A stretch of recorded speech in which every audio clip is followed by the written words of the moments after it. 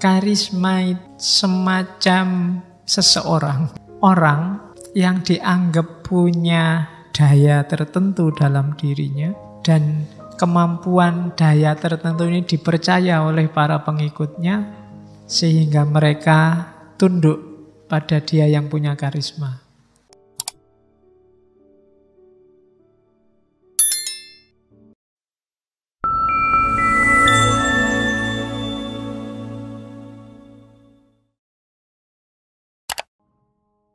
Assalamualaikum warahmatullahi wabarakatuh. Bismillahirrahmanirrahim. Kita kan sering ngomong bahwa yang rasional dong. Nah, rasional itu definisinya tidak selalu yang masuk akal dong. Karena rasionalitas itu jenisnya banyak. Ada rasionalitas praktis, ada rasionalitas teoritis, ada rasionalitas substantif, ada rasionalitas formal. Rasionalitas praktis itu cara menyimpulkan sesuatu ya secara pragmatisnya. Mungkin tidak masuk akal, yang penting jalan. Itu rasionalitas praktis. Misalnya di tengah jalan sabukmu putus, terus piye yo gantine, adanya tali rafia, ya sudahlah sementara pakai tali rafia, ditutupi pakai baju, yang penting celananya nggak melorot. Nah, itu rasionalitas praktis. Jadi yang penting butuhnya apa, gunanya apa, lakukan sesuatu yang langsung mengarah ke gunanya, tidak usah bulet. Itu rasionalitas praktis. Barang siapa membaca Al-Ikhlas 3 kali sama dengan baca Al-Quran seluruhnya, ya udah ngapain capek-capek khataman dari Al-Baqarah sampai Anas, dari Fatihah, sudah membaca Al-Ikhlas saja 3 kali. Itu rasional secara praktis. Tujuannya kan yang nilainya sama kayak khatam Al-Quran. Jadi segala yang kita lakukan dengan fokus pada tujuannya. Bukan dasar-dasar rasional, dasar-dasar epistemologis, dasar-dasar aksiologisnya. Yang penting tujuannya apa? Itu rasionalitas praktis namanya. Lawannya rasionalitas teoritis.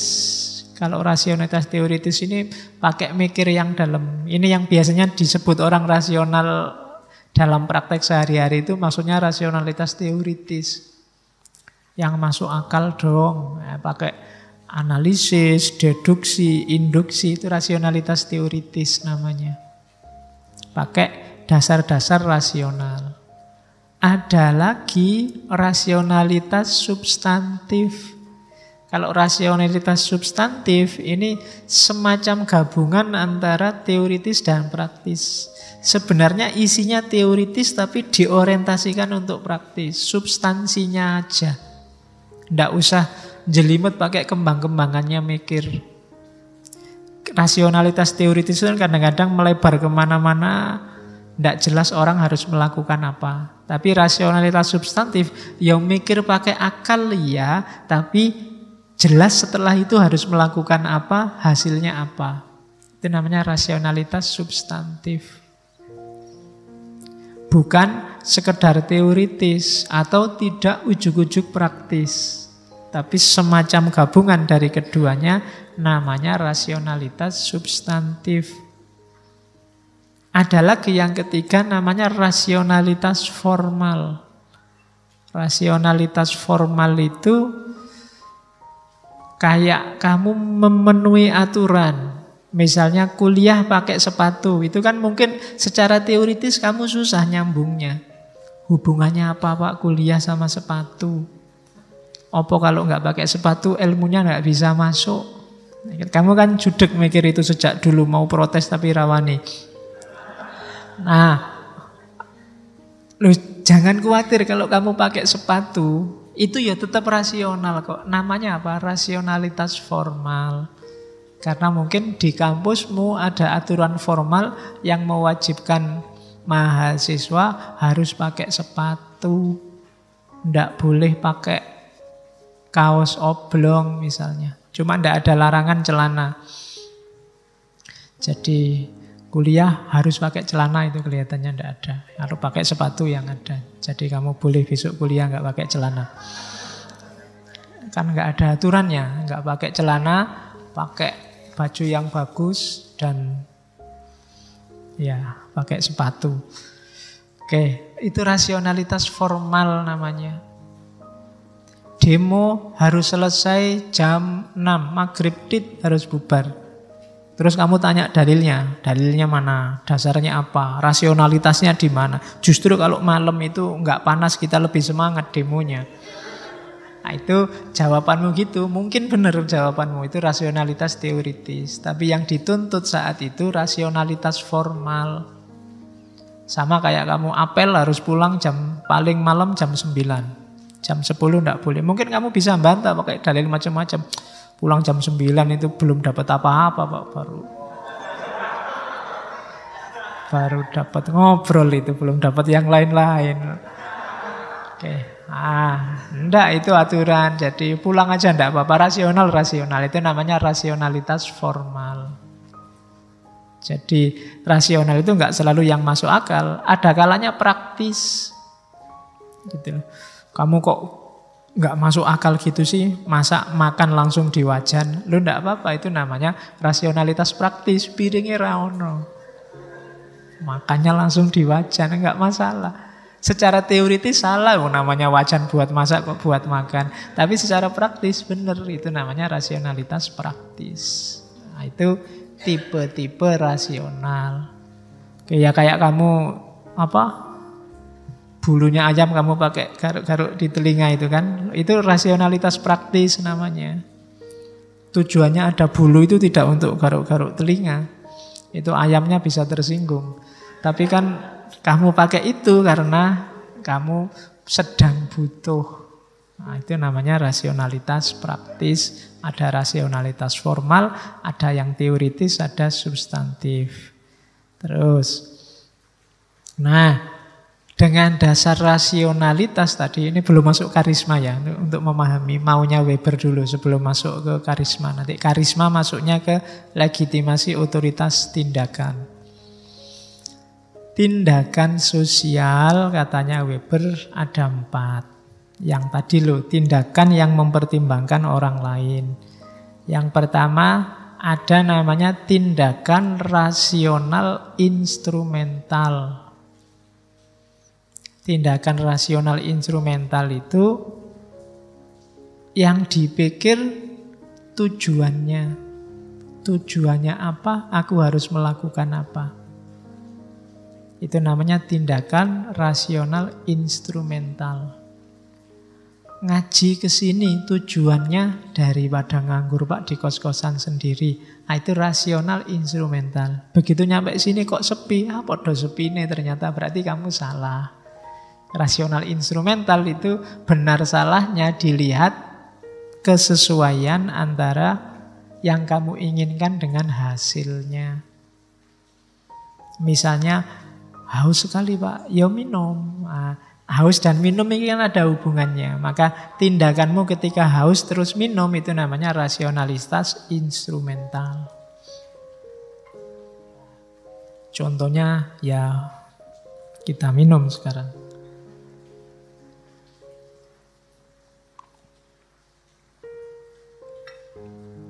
Yang kedua, tindakan rasional berorientasi nilai.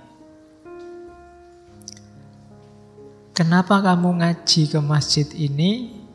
Biar dapat ilmu Pak. Itu rasional instrumental. Kenapa kamu ngaji ke masjid ini?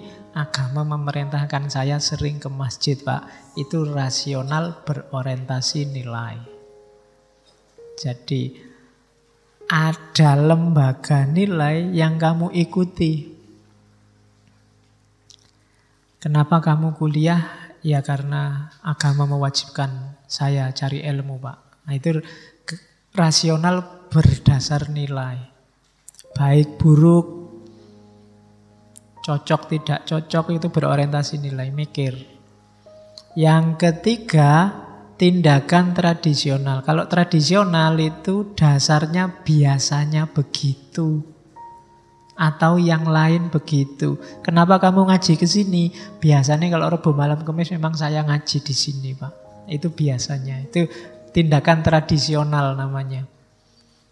Yo masyarakat, kenapa kalau tiap bulan tertentu ada nyadran? Biasanya begitu. Nah, itu namanya tindakan tradisional. Kalau berorientasi nilai, itu disebutkan dalam kitab A, B, C bahwa bulan ini adalah bulan sakral. Itu rasionalitas berorientasi nilai. Kalau rasional instrumental, kenapa diadakan nyadran? Itu kesempatan kita ketemu orang-orang sekampung, saling silaturahim. Nah, itu rasional instrumental. Yang terakhir, tindakan afektif. Kalau tindakan afektif itu tindakan yang dipengaruhi perasaan. Kenapa kamu pukuli dia? Saya marah ya Pak sama dia. Kenapa kata-katamu sepedas itu? Perilakunya juga pedas ya Pak. Itu afektif. Marah, cinta, benci, apalagi semua jenis tindakan yang lahir karena dorongan perasaan itu namanya tindakan afektif. Kenapa kok kamu rajin banget ngaji ke sini? Saya suka banget ya Pak sama takmirnya. Yang itu loh Pak. Nah, itu namanya berarti kamu ke sini itu tindakan afektif. Jadi ngaji ini bisa 4 tindakan sekaligus. Kalau niatmu ngaji, Pak saya ingin dapat wawasan baru, itu rasional instrumental. Kenapa kamu ngaji? Karena saya manut perintahnya agama saya untuk selalu nyari ilmu di mana-mana. Itu berorientasi nilai. Kalau kenapa kamu ngaji? Biasanya juga gitu kok Pak, ngapain pakai ditanyain segala, sudah tradisi begitu. Itu berarti yang ketiga. Tapi kalau saya suka sekali Pak ngaji di masjid itu Pak, tehnya itu loh khas. Wah, itu berarti tindakan afektif. Ada rasa ikut bermain di situ. Jadi itu namanya tipe tindakan sosial. 4-4-nya kan melibatkan orang lain. Oke, dilanjutkan. Nah, untuk memahami tindakan sosial, nanti Weber mengadopsi satu metode dari hermeneutik namanya Verstehen. Istilahnya dia Verstehende Sosiologi. Jadi metode memahami manusia tidak boleh disamakan dengan metode memahami benda, metode memahami mesin,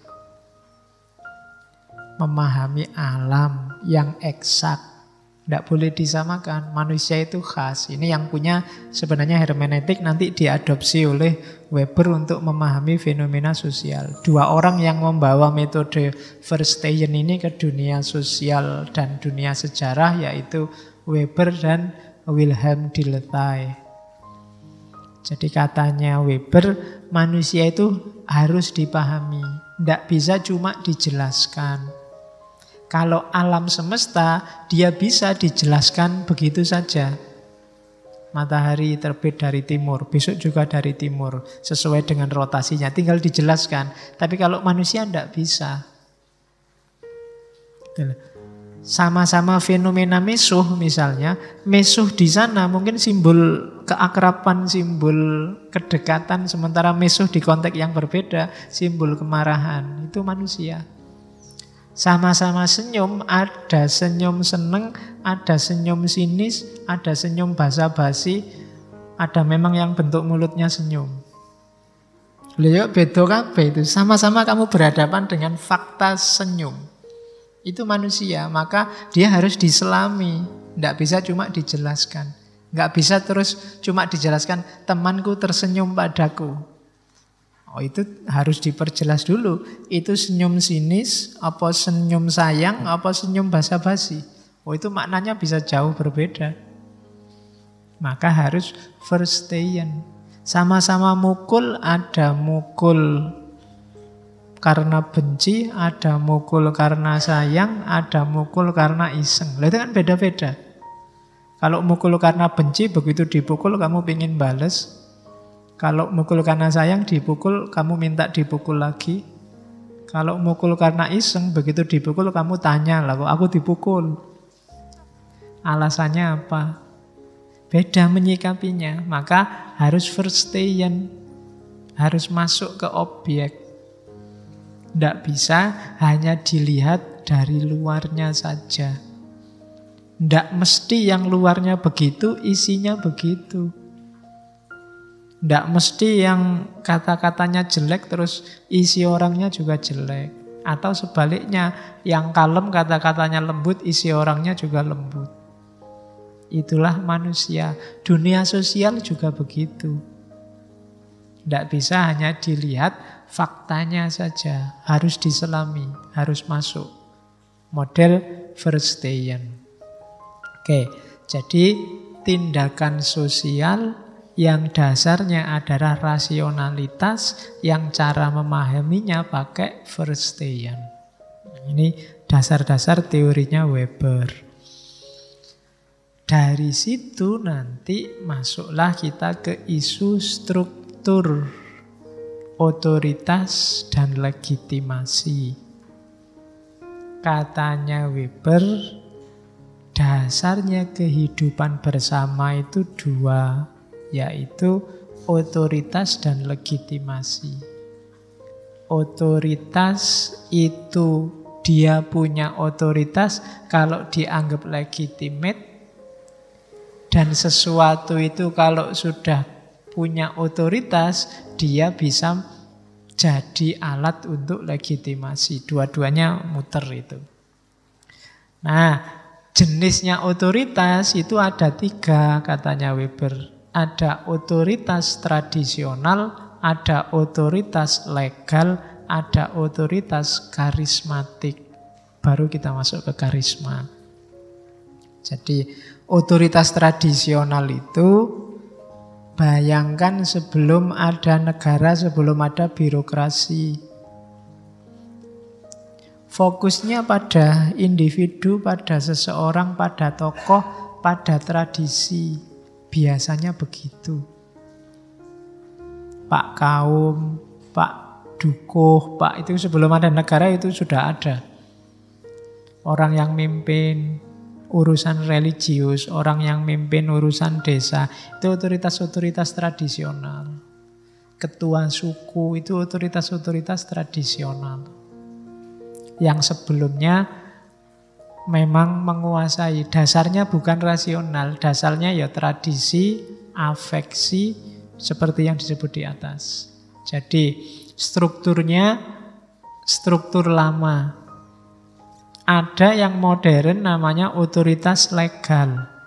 Kalau otoritas legal itu ya yang sah secara birokratis hari ini. Nah, hari ini kan ada lembaganya, ada administrasinya, ada undang-undangnya. Nah, ini yang punya otoritas yang ini. Orangnya hanya pelaksananya. Itu namanya otoritas legal. Kita tidak boleh menentang Pancasila. Itu Pancasila jadi punya otoritas legal. NKRI harga mati. Nah, itu otoritas legal. Ya, meskipun sebaiknya kita ganti jangan harga mati ya. NKRI harga hidup aja. Biar hasilnya tidak mati-matian kita. Biar enak. Kayak Indonesia tanah airku, tanah tumpah darahku. Itu kan tidak enak. Konotasinya darahnya tumpah terus. Kita NKRI harga hidup kita. Yang ketiga yang kita bahas hari ini, otoritas karismatik. Karisma itu semacam seseorang. Orang yang dianggap punya daya tertentu dalam dirinya, dan kemampuan daya tertentu ini dipercaya oleh para pengikutnya sehingga mereka tunduk pada dia yang punya karisma. Gampang-gampangannya itu. Karisma ini individu yang punya.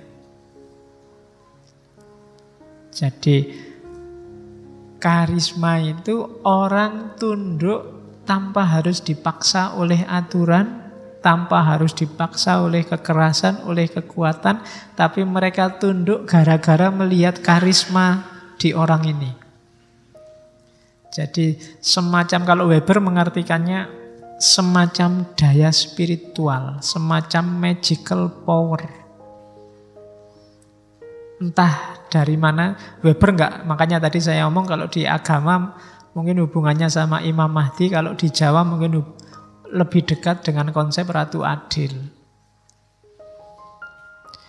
Contohnya banyak, ya termasuk Dimas Kanjeng Taat pribadi itu, bagi pengikutnya dia punya kualitas tertentu, meskipun ketika sekarang sadar baru tahu. Ya Weber nggak ngomong mana karisma yang sesat, mana karisma yang lurus. Ya, Weber cuma ngomong ada gejala sosial namanya karisma. Orang yang dianggap karismatik ini, dia ngomong apa aja dianggap kebenaran.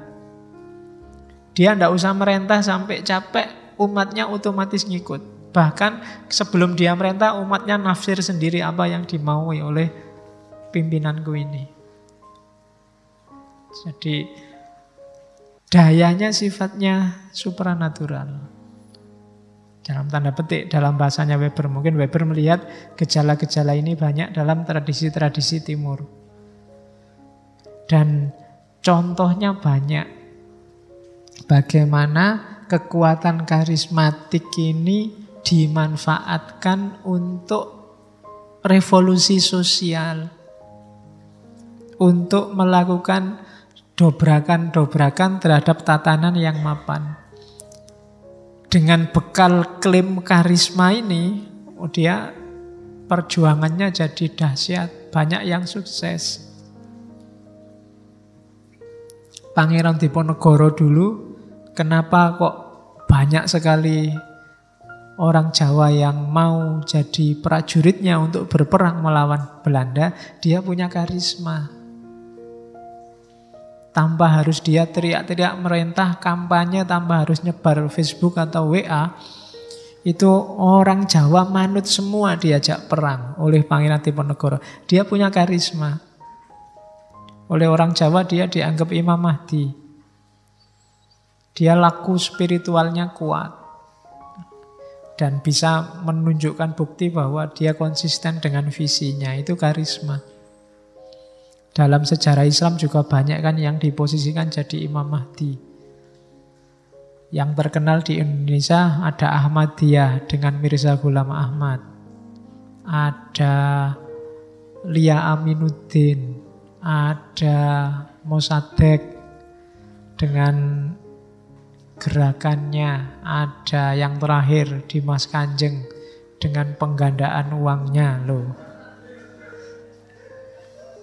Jadi ini dia paling enggak dia punya kualitas loh. Jangan salah, kelasnya profesor, kelasnya orang-orang besar aja manut, jenderal aja bisa manut. Itu kalau dia enggak punya spirit kekuatan tertentu enggak bisa nyampe ke sana. Jadi kekuatan karismatik. Lia Aminuddin itu dia ngaku Jibril. Dan anaknya titisannya Nabi Isa.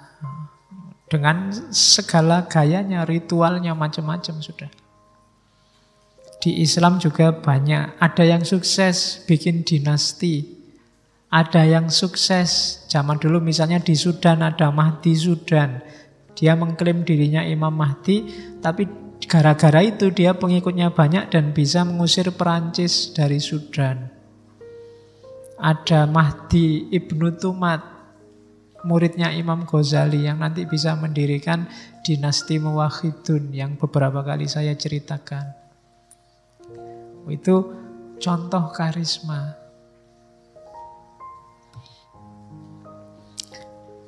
Seorang karisma dengan perjuangannya, cirinya 5 biasanya. Yang pertama, dia dianugerahi kemampuan luar biasa. Harus ada ininya. Kalau nggak punya ini, nggak akan orang percaya. Harus kelihatan keluar biasaannya dia. Ibnu Tumat itu pernah satu ketika dilemparkan dari atas kapal ke tengah laut. Tapi dia tidak tenggelam, dengan santainya renang sampai pantai. Itu ke tengah laut dulu, bisa renang sampai pantai, nyampenya bareng sama kapalnya. Itu Ibnu Tumat. Itu kan umatnya semakin percaya. Wah, ampuh tenan iki berarti. Loh ya persis kayak Dimas Kanjeng, tangannya ditaruh di belakang aja ke depan, hasilnya uang terus loh. Ya kan? Ya banyak cerita-cerita kedahsyatan. Itu salah satu contoh. Ya meskipun tidak harus sifatnya vulgar. Kadang-kadang juga sifatnya intrinsik, tidak kelihatan. Mungkin kata-katanya bikin orang tergetar. Itu juga sejenis kemampuan luar biasa.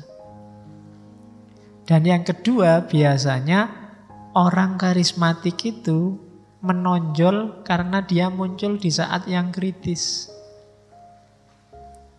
Kalau situasi biasa-biasa, dia tidak menonjol.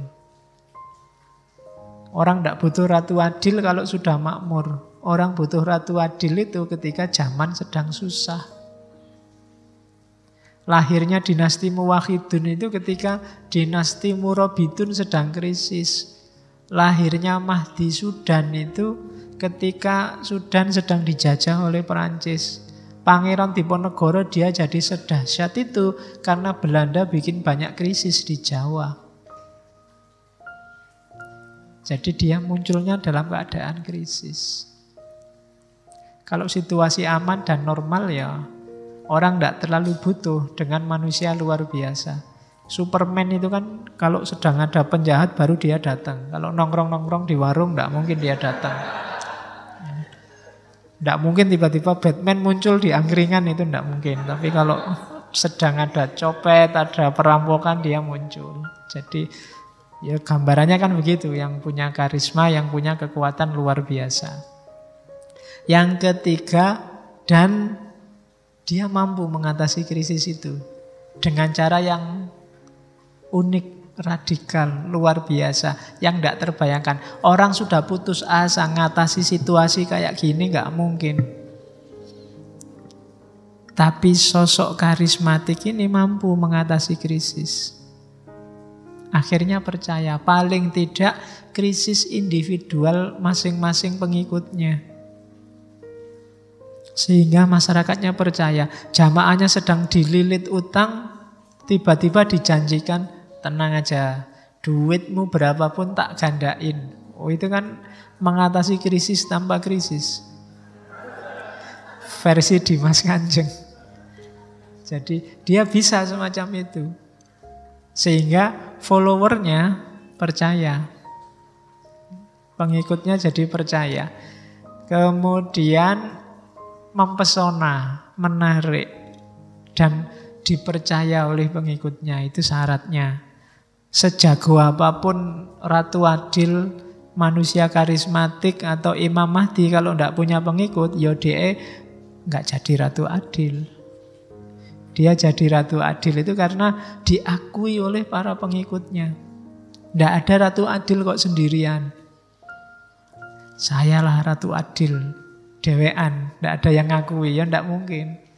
Harus ada pengikutnya.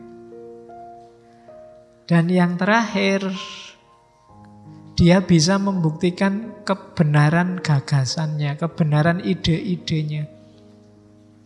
Enggak cuma ngomong, tapi dia bisa, ini loh yang tak omongkan itu sukses. Jadi perjuangan kita sukses, sekarang bisa berdiri dinasti. Nah itu karisma. Orangnya luar biasa, muncul dalam kondisi kritis, bisa mengatasi krisis, punya pengikut, dan bisa membuktikan gagasannya benar. Kalau ada syarat 5 ini, berarti orang ini memang seorang yang karismatik. Katanya Weber, yang membedakan dari punya otoritas tradisional atau punya otoritas legal.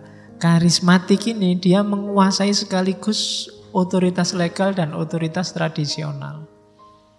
Dia bisa bikin undang-undang sesuka dia, dia juga bisa bikin aturan sesuka dia. Ini seorang karismatik. Undang-undang jadi nggak penting lagi. Yang penting apa fatwanya dia, apa katanya dia. Ini karisma namanya.